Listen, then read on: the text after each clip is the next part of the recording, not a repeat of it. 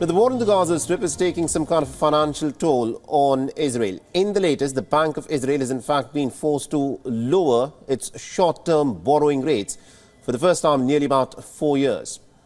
This makes Israel the first developed nation to in fact cut interest rates for the first time since April 2020. Now, the central bank governor, Amir Yaron, has cited a stabilization of the financial markets since the outbreak of the war on the 7th of October, along with the declining inflation rate and the weaker economic conditions in Israel at this moment. Now, the central bank has also urged the lawmakers to rein in public spending. Now, Yaron told reporters that defense and civilian costs of the war are expected to reach almost about $58 billion. And this will be a budgetary burden. Now, Amir Yaron has also pointed out that the government's inaction so far on making the needed budget adjustments. This includes measures such as cutting back on redundant ministries. But Yaron, however, has not given the details of the redundant ministries that he was referring to.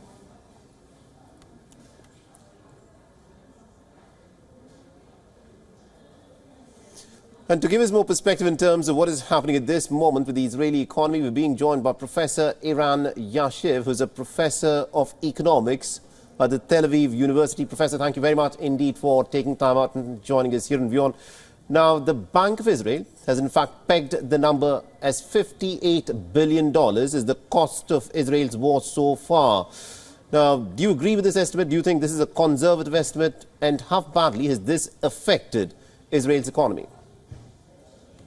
Well, the estimate is a shot in the dark. That is, it's very difficult to know what the cost of war now, and even more difficult to know what it will be throughout 2024. And the reason is that the data are not in yet on things like GDP in the relevant period, on consumption of people, on investment, etc. So it's a very rough estimate, and I would actually assume it's on the conservative side, especially given the fact that the Bank of Israel is probably the most optimistic forecaster of GDP growth next year. That is this new year, 2024.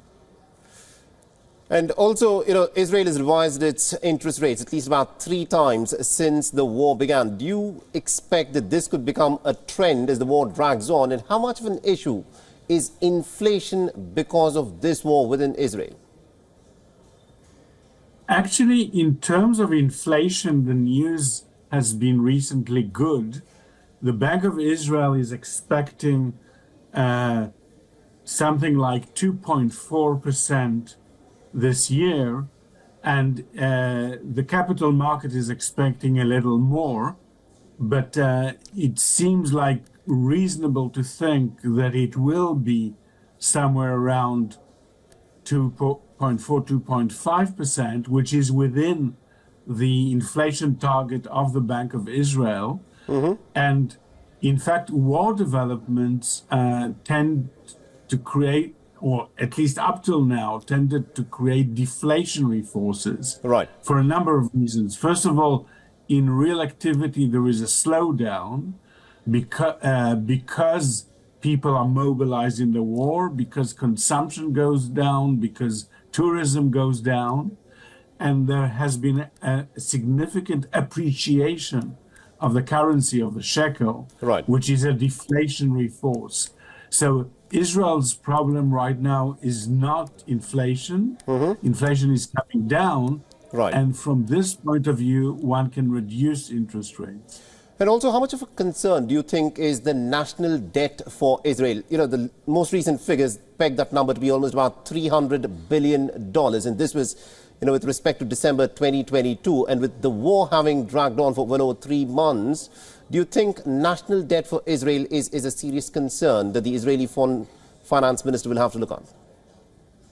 Actually, it doesn't look like at this point, although it may become a concern later on. I'll explain why. First of all, it's useful to speak as capital markets do in terms of percentage of GDP, and Israel's debt to GDP ratio at the end of 2022 was 60.5%, which is very good by Western standards, at least ever since the global financial crisis of 15 years ago. Right.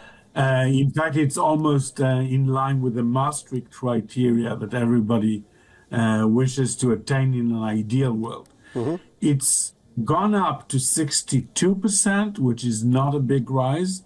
And the Bank of Israel is now forecasting a rise to 66%. Right. This is still manageable and not an issue for concern. When may it become an issue?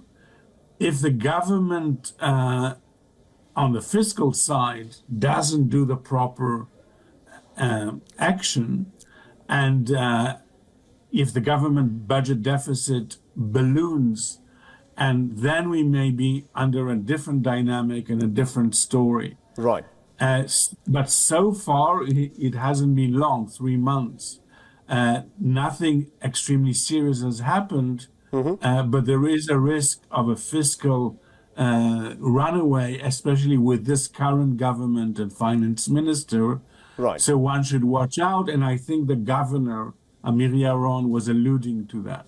Absolutely, indeed. Thank you very much, indeed, Professor Yashin, for taking time out and speaking to us here on WION. Sure, thank you. WION is now available in your country. Download the app now and get all the news on the move.